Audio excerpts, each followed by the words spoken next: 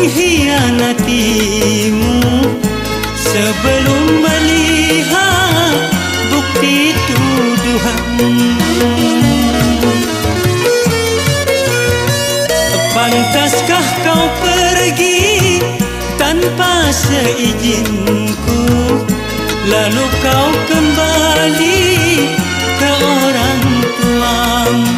Mengapa pungkiri atau